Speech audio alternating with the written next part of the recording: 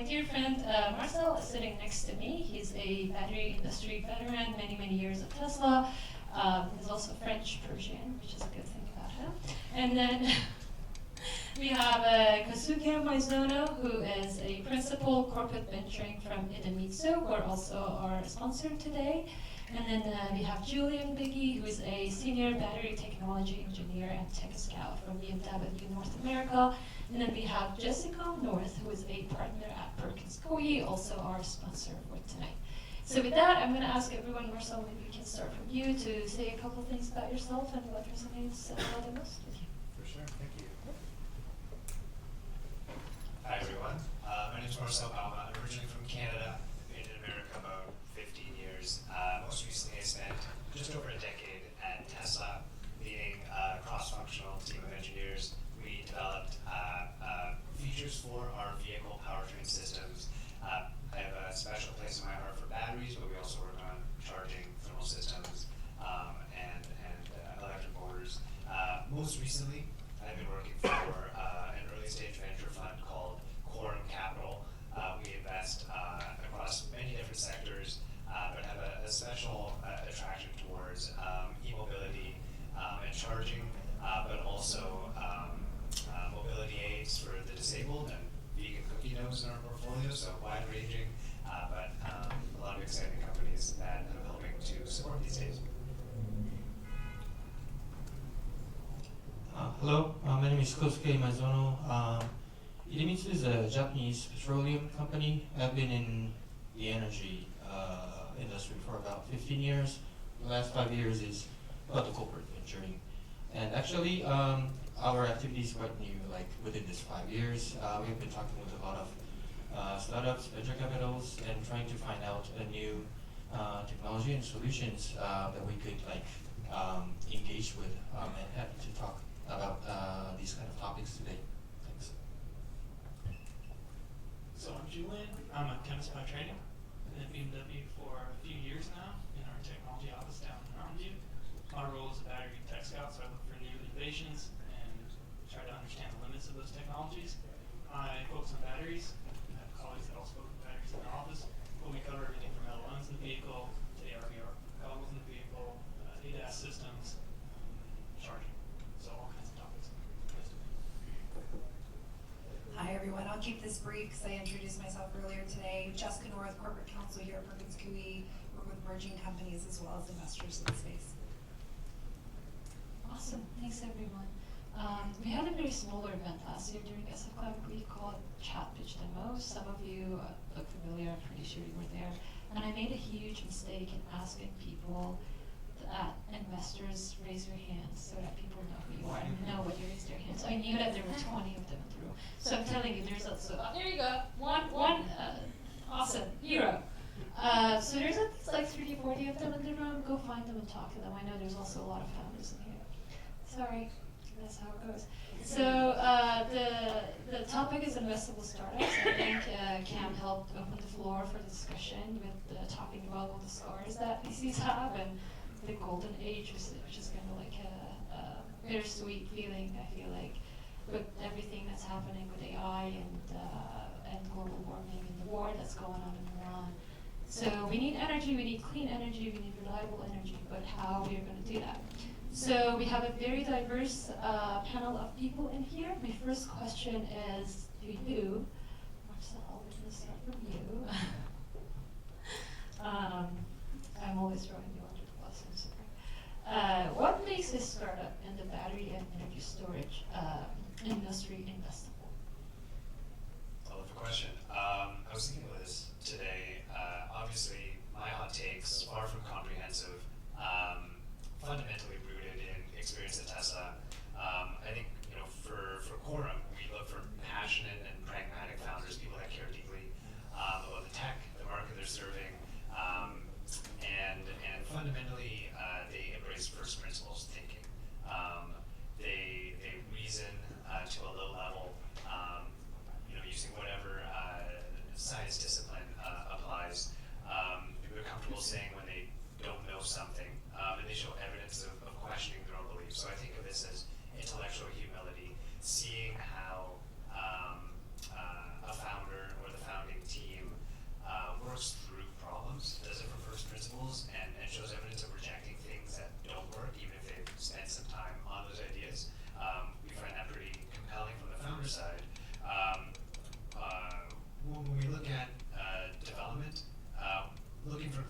importance, again, of having deeply analyzed the market and the solution they're bringing. Ideally, not having just landed on a single solution, but can show the path that led them to whatever the current product or service is and the alternatives that they rejected and why. And the final point I have on this, I don't know too much, when it comes to market, we really like to see products or services that can help companies scale across multiple verticals. In energy or batteries, more specifically, we have one company in our portfolio that I like to showcase called AeroV, pure software solution, but they bring intelligence to deployed fleets of energy assets, and it covers many different verticals and unlocks a lot of potential in other companies. So we find that pretty exciting. It's mostly like founders, I think. Your talk was about like founders. You're investing in founders. Be a good founder. Yeah, for early stage investing, obviously the founding team plays a key role, but we do care about the market and what they're bringing as well and their process. Well, and I'll ask a follow-up for you. I'm curious, on the corporate side, right, when we represent early stage companies, some of them struggle a lot with either this being their first company, right, and not having the repetition of doing this a second time, which is always, I think, a good sign for VCs who know they've struggled before. Or maybe they're first-time founders, but they're not the experts in their field. Like, how do you guys feel about adding those experts as advisors or getting, people on their initial team that have done this before? Yeah, that's such a good question. One thing that we really embrace at Quorum, and I know this isn't unique, there's several funds that take this approach, but we really like to lean in on our LP base of expertise. They play an active role, and it's actually how I got involved in the fund originally as an investor, supporting everything from deal finding and diligence, and then long term, we do have several companies in our portfolio that are first-time founders, and they've got great ideas, they're eager, and by and large they're crushing it, but it's a nascent team, and so we are actively trying to pull in our LPs that have relevant sector expertise to support those companies.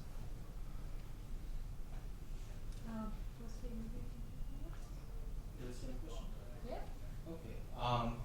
I think I'm quite overlapping with what you already mentioned about. So it's like an overused term maybe, but after we created a several amount of the portfolio investments, we really realized that the people is kind of always the most important, because actually we did some investing. We're an energy company, so from like alternative fuels to energy storage to power generation, and then maybe we could go a little bit like distant from our current business, but like carbon management and resource regulation. So it's kind of like a very broad area that we're looking into, and each time it's quite different what we actually expect from the engagement. But I was thinking about like what is in common is that are we able to discuss with the startup founders and the team members to actually find a pathway that our corporates and the startups can actually engage together to make some change. This is, it's always like we sometimes find a very, very interesting technology solution, but if they're not, willing to discuss, or if they're not open to, and sometimes we could be a competitor, so we cannot take all the, the potential or all the opportunities, but we always find that because when we do the investment, a lot of things are still vague. Right? We don't know, because that's why the startups are trying to get into that space to make some change, and we can't ask them like, is that like real, or is that like, what is the percentage of that to happen? So it's always vague, but so through going those kind of vague pathways, we need to talk a lot with the startup, even after the investment. So I feel like that's kind of the really important term that finally, I think the most, the key that we try to make an investment. Sure, so I'm not actually an investor. So we have iVentures, which is the venture wing of BMW, and Nick Scott will be here tomorrow. So if you're curious how he thinks about investment, then I would ask him.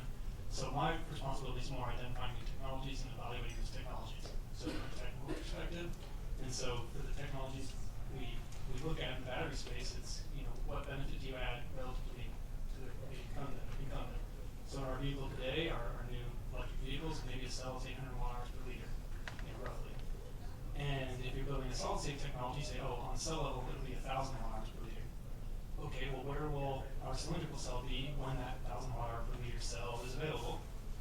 And I think both Chiru and Jonathan mentioned the integration topic. So, well, if you need extra safety measures, extra compression layers, how will that impact the energy density on the back level? So it's very much, technically focused, and it needs to provide a benefit to the customer. I'll just add something small. I mean, I think it also, being an investable startup also depends on what Cam was saying, which is what generation are you, right? If it's a first generation startup, it's a big uphill battle, right? Does the legislation exist that allows you to do what you want to do?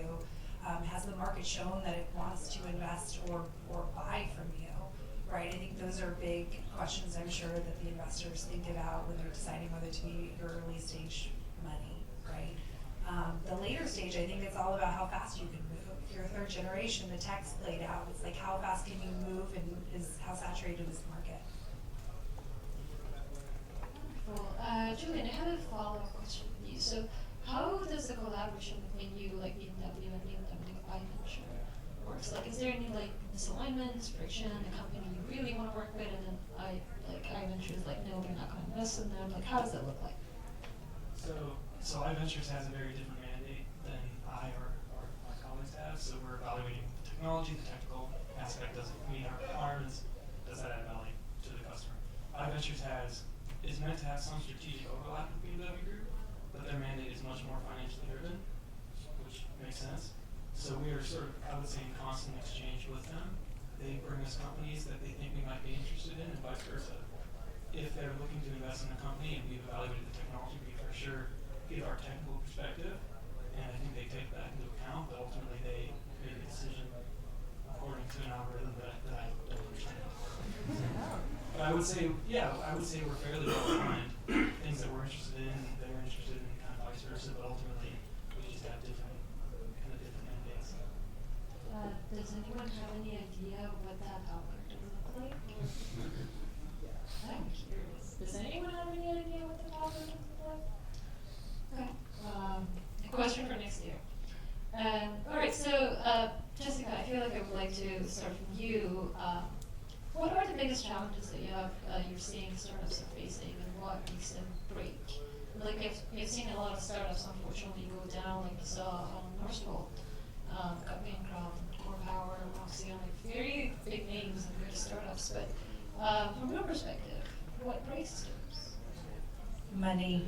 Money. Well, I mean, I think a lot of the time it's mismanagement of money, right? Maybe they could raise early on, but they, let's say they raise $50 million that is supposed to last them 18 months or not that long, but they go through it in half the time, right? Because they're planning for growth, and the growth, at least on the top line, is not quite there, right? I would say that blowing through money is the hardest thing that founders struggle with, because then when you go out to raise again, because you need money to do things, you haven't hit the targets that you thought you were going to hit in order to raise at the level that you thought you would, and then you're going back to the well, which is your existing investors, kind of begging them to give you more money at not a down round.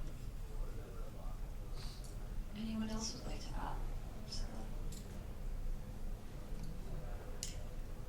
So just to be clear, this is a question about what challenges startups are facing. Yeah, I should preface that by saying I'm not a founder. I haven't been a founder. From the VC perspective, as we're trying to help our companies, there's so many different domains, but the one that always seems to come up, especially early stages, is hiring, finding good talent to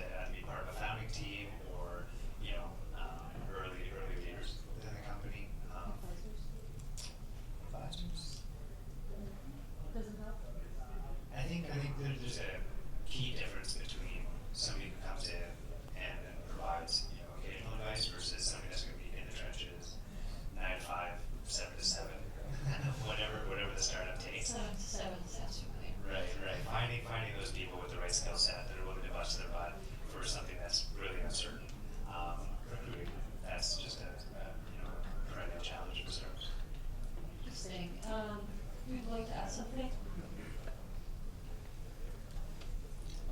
Maybe like adding those two things, so it's a little bit like cheating, if you will. But so I talked with a lot of startups, and they always face this financing problem, and to get the right investment from the right type of investor at the right time, and also a lot of startups, they're getting into this like a missing middle kind of situation, and they're trying to be, I think, very creative to, like, for example, making like a separate company for the project and headco, and seeking for like a different investors within those different companies. But as it gets like complex in that way, I feel like there should be a very a person who has the expertise in handling those kind of financial situations and bringing the right type of people into their company. So and the investment. So I think that's what I can add.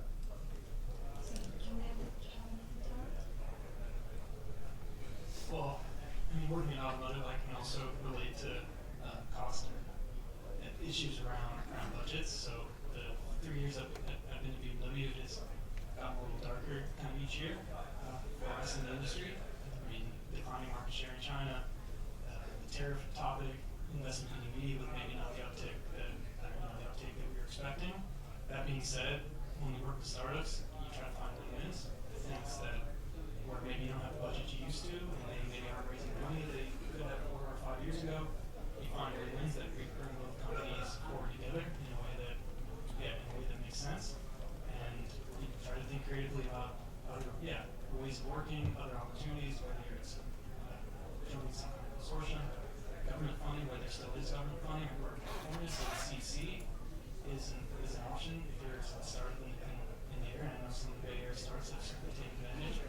So I would say think creatively and try to find situations that win-wins. We're talking about CC. I feel like CC is becoming more and more difficult to get one. I know that you have some people who got funded in CC. I think Jonathan did. Also, Rana, are you on the room? Yeah, there you go. Electric Chemical Foundry. Could you stand up for a second? Go talk to her because they just got a huge grant from CC and they're building a pilot line. There you go. We're in a pilot line in California that's called the Electric Chemical Foundry. So hopefully you're going to sit down with her at some point to go deeper into what you're building. But I feel like like grants in general, I feel like it's getting harder and harder, especially speaking of DOE, the new administration. Anyways, what I'm hearing is like money and expertise and leadership is challenging. Wonderful. So the last question I have for the panel is, what is the next? Who's the next cool kid? Like, what is the hot technology that you think is helping to address the challenges in the industry and everybody is looking forward to?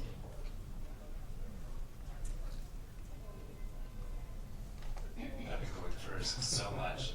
Somebody else want to start? I'll follow up if you've left out anything that I care deeply about. I'll say something from the non-technical side. I mean, I think the thing that I look forward to is trying to meet startups who are solving the energy problem and not just building more energy, but finding more creative solutions where we can use large language models and et cetera while using less energy. And so we have some startups who are kind of touching into that space, and for me that's very exciting.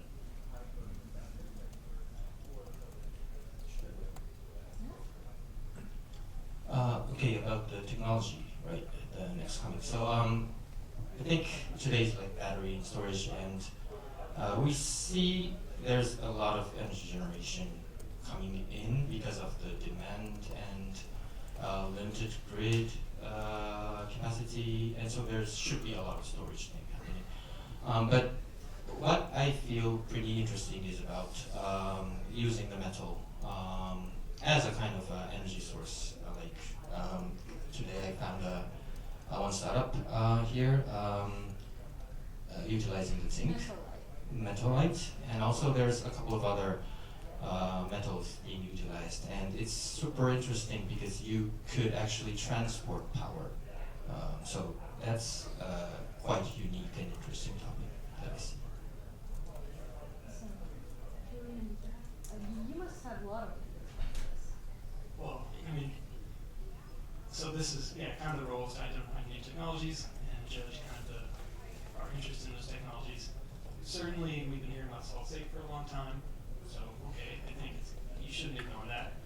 There's potential large energy density gains, different mechanistic situations that lead to higher power capability. Maybe there's a safety aspect. You remove the electrolyte. That's the idea. You make a safer cell. Okay, we'll see. Certainly interested in that. One of our role in the office is to have no blind spots, so kind of evaluate everything. So certainly pay attention to solid state.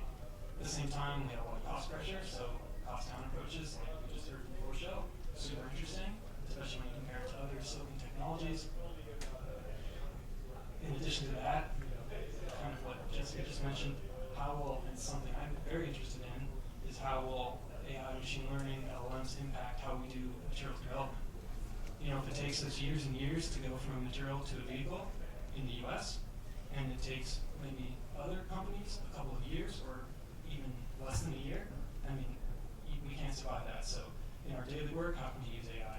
How can we use AI in the materials development process, in the cell testing process? With our cell suppliers, we test for each stage progressively larger numbers of cells.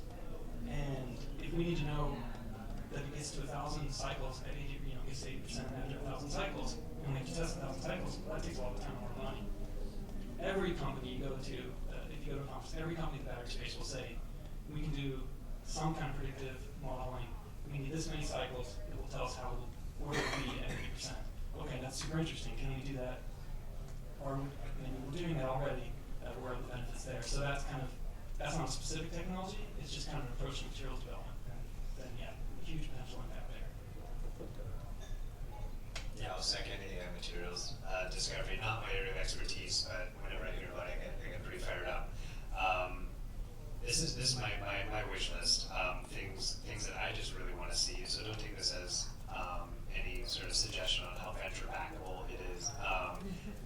We need bi-directional EV charging. If you're working on that, let's chat after. Super exciting. It should have happened years ago, and it's a shame we don't have more of it. Battery prognostics, predictive diagnostics. There's a lot of cool stuff happening in that space, and I think we're doing more to have a deeper understanding of the physics of what's actually going on in cells. And if you're around tomorrow, come attend the panel. I think it's at 1:50 on battery intelligence. We have some great folks speaking. I'm moderating in large part because I just want to learn more about that. So predictive diagnostics. We're also entering, we are in a world, and it's only going to become more like this, of just big diversity of cells. So many more kinds of cells, some iterations.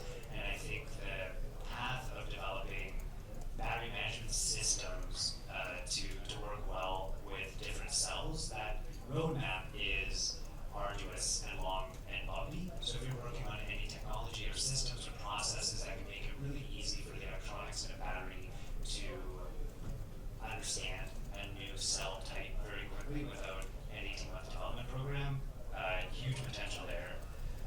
Right to repair laws are unlocking or forcing OEMs in automotive to allow repair of their batteries. So think tooling or processes that allow, Joe's corner garage to service like a Tesla battery. Any tools in that area, anything that makes that easier, that's definitely a trend that's coming up. Last one, and then I'm done. I'm sorry. Ties in well with what Cam was saying with Big Energy is balance of system costs are starting to dominate more and more. So think thermal management, think electronics, think packaging. If you're working on anything to drive those costs down, that's increasingly becoming a bigger part of overall battery BOM cost. So worth your attention there. Wonderful. I know we're speaking of solid-state batteries, we have Alex Kosuke, who is going to be pitching very soon. Silicon Nano, we have Tom Stepien, CEO of Empress, who is going to be a keynote speaker for the afternoon session. Very different price point than Jonathan and different application, but he's also great. And then speaking of cycles, we have Kevin. Kevin, raise your hands. Yeah, we have very good startups in the crowd today and tomorrow. So I know that this panel is amazing, and I would like to keep talking. I can do that for the next 24 hours, but I want to give you 15 minutes of break, and then we're going to have our pitch session, and please listen. Thank you so much. Thank you so much.